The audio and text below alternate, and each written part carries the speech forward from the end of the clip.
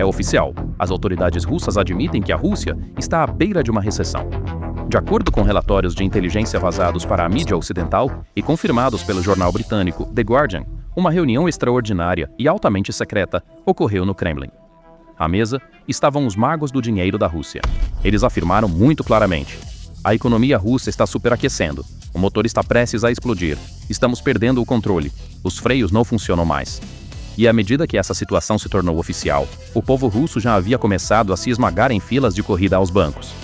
Mas não para proteger seu dinheiro, para esvaziar seu caixa, porque o Citibank, o gigante financeiro americano, um símbolo do Banco Global e a última grande instituição ocidental, ainda operando na Rússia, anunciou que estava interrompendo completamente, incondicionalmente e irreversivelmente suas operações na Rússia.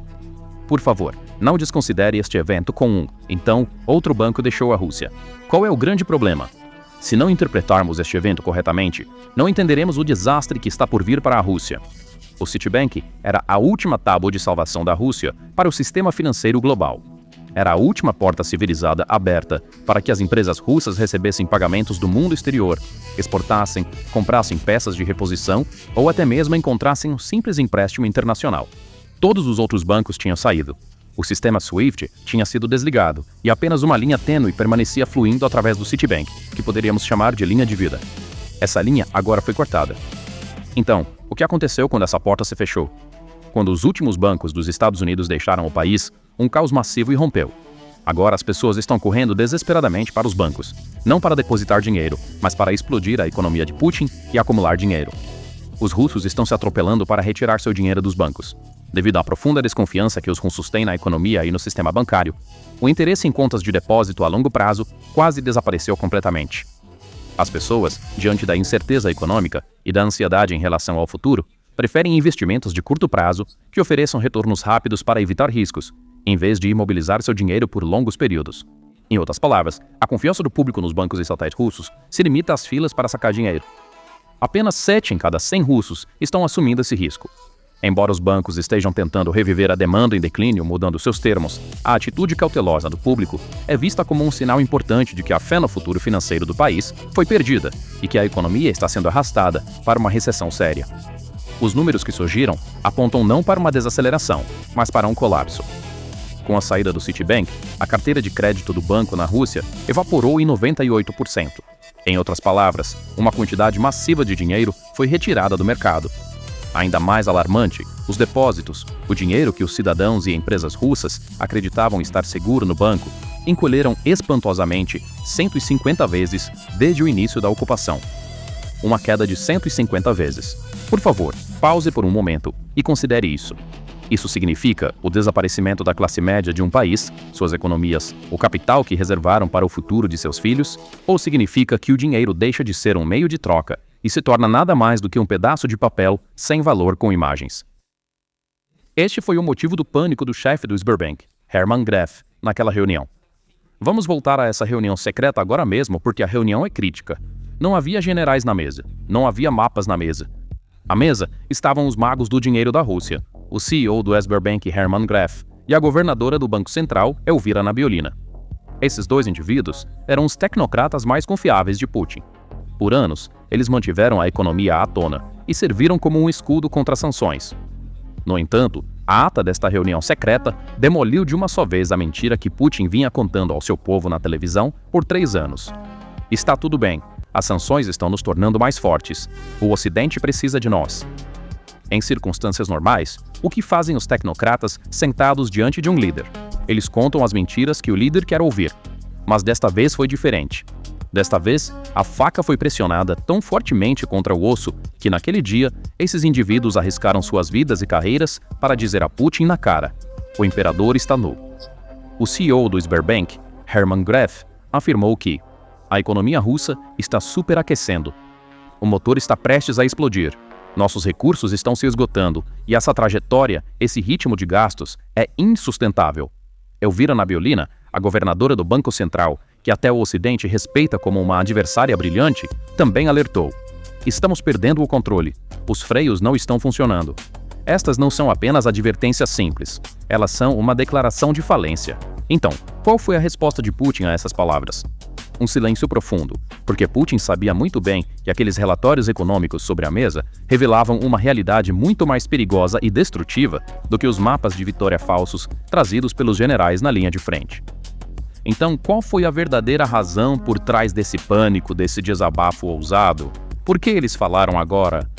Por que agora e não em 2022? A resposta a essas perguntas estava escondida nas notícias que vieram do outro lado do oceano apenas alguns dias após aquela reunião, notícias que foram o último prego no caixão financeiro da Rússia. O último banco ocidental restante na Rússia havia saído, e as pontes de câmbio e principais fluxos através do Citibank foram completamente cortadas. Isso sinalizou um caos público massivo e o colapso do sistema industrial. E os chefes econômicos de Putin, ele viu a realidade de que sem dinheiro não há Estado. Então, o que Vladimir Putin fez para parar essa hemorragia massiva? Reforma econômica? Conversas de paz? Cortar gastos? Não. Ele aplicou uma tática clássica de Estado mafioso.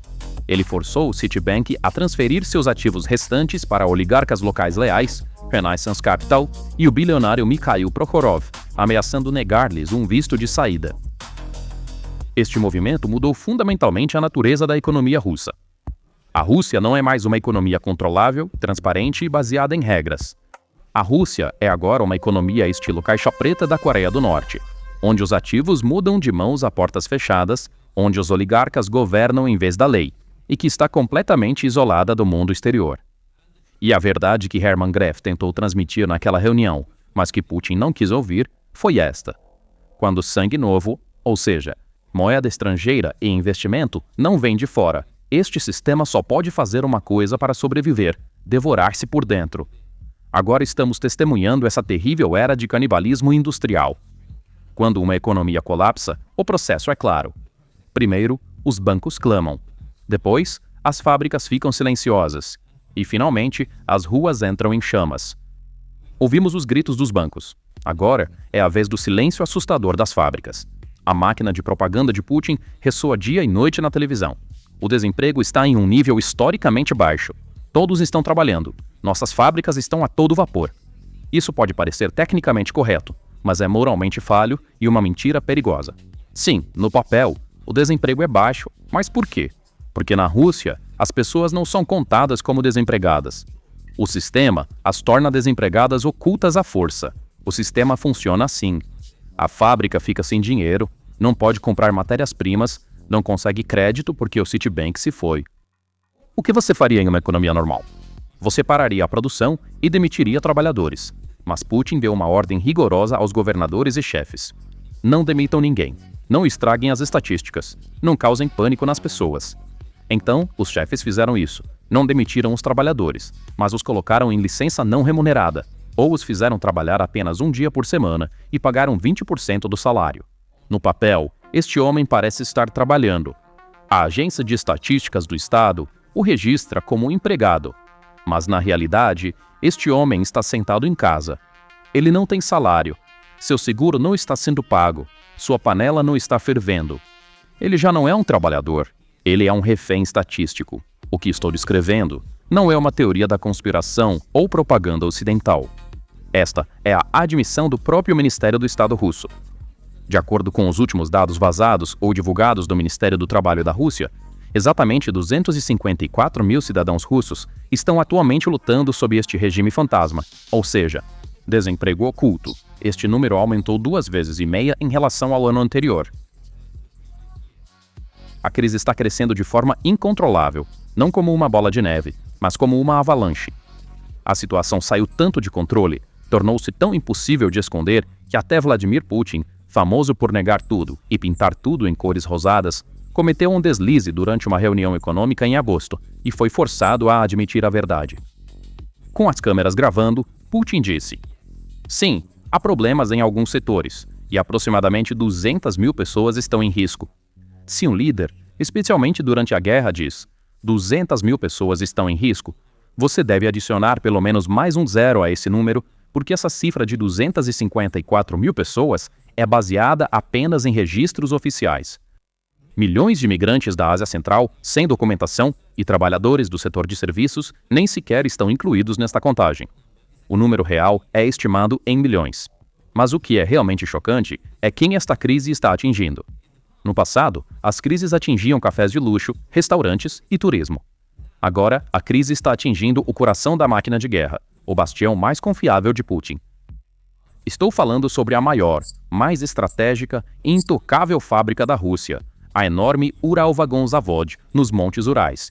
É aqui que os famosos tanques T-90 e veículos blindados enviados para a frente são produzidos. Esta é a fábrica da vitória de Putin. Logicamente, durante o período mais intenso da maior guerra terrestre da história, quando dezenas de tanques são perdidos na linha de frente todos os dias, essa fábrica não deveria estar operando 3 turnos 24 horas por dia, 7 dias por semana, recrutando trabalhadores e oferecendo-lhes salários em uma bandeja de prata? Não. De acordo com relatos na mídia local que não podem ser negados, a Uralvagonzavod iniciou uma grande redução de pessoal. Eles anunciaram que demitirão 10% de sua força de trabalho até fevereiro de 2026.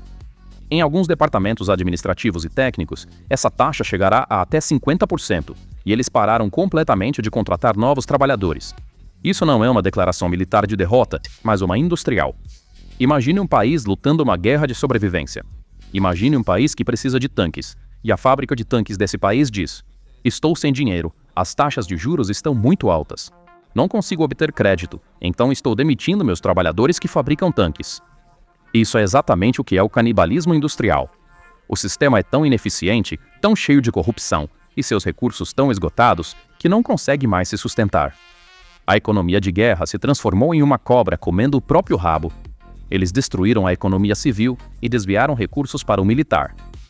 Agora que a economia civil está morta, as veias que alimentavam os militares secaram.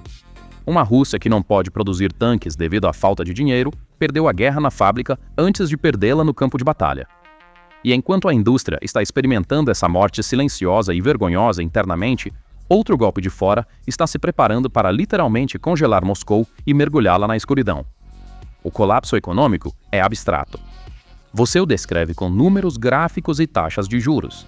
As pessoas podem não senti-lo imediatamente, mas o colapso físico é concreto. Você sente isso através da fumaça, do fogo, do congelamento e da escassez. Enquanto Hermann Gref diz a Putin internamente: estamos sem dinheiro, a inteligência militar ucraniana, nomeadamente grupos de resistência corajosos dentro da Rússia, como GUR e Rospartisan, lançaram a operação de sabotagem mais estratégica e mortal da história contra Moscou. A lógica por trás desta operação era muito simples. O que acontece com um exército que não tem dinheiro se também cortarmos seu combustível? A resposta: esse exército para, e essa cidade capital fica no escuro. Na semana passada, o famoso anel, ou oleoduto Koltsevoy, que circunda Moscou como um anel e fornece combustível tanto para as unidades militares da capital quanto para a sua população civil, foi explodido em uma operação extremamente bem planejada e secreta. Este não é um oleoduto comum. Esta é a linha vital de Moscou. Este ataque causou não apenas danos físicos, mas também um grande choque e humilhação dentro da burocracia de segurança russa, porque este oleoduto está bem debaixo do nariz de Moscou, na área mais fortemente guardada, com os sistemas de defesa aérea mais numerosos. Se drones ucranianos ou sabotadores locais podem entrar no quintal do Kremlin e explodir oleodutos estratégicos de energia, a promessa de segurança de Putin não passa de uma ilusão. Não foi apenas o oleoduto.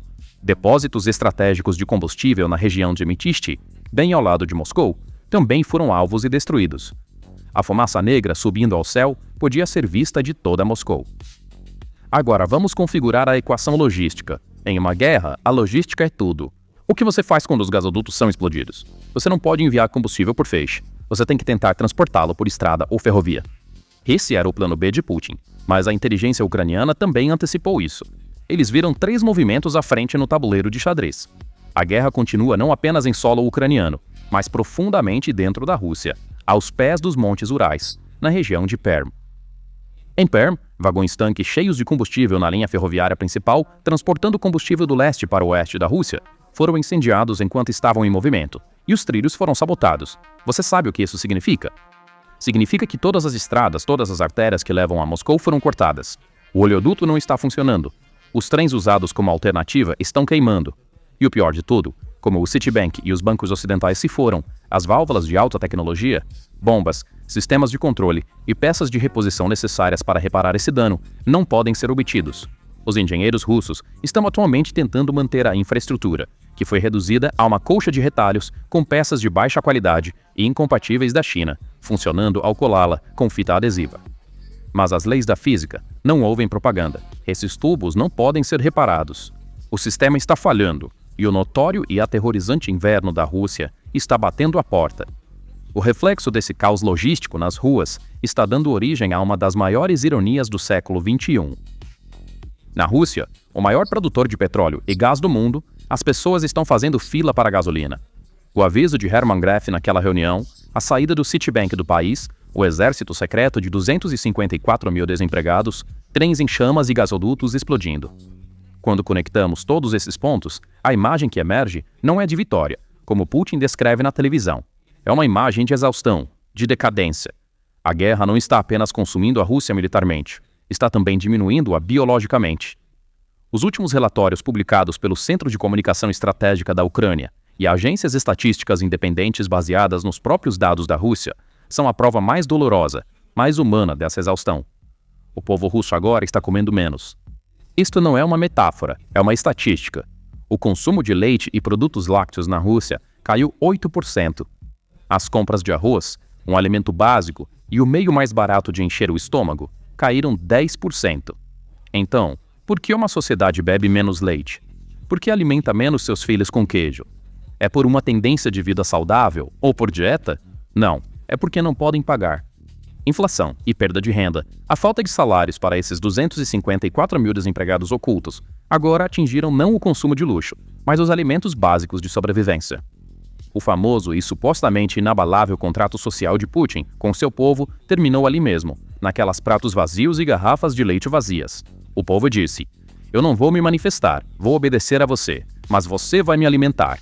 Putin disse: "Vou te dar um império, vou te dar orgulho, mas vou tirar seu pão." Hoje, o povo russo não tem nenhum império para se orgulhar, nem pão.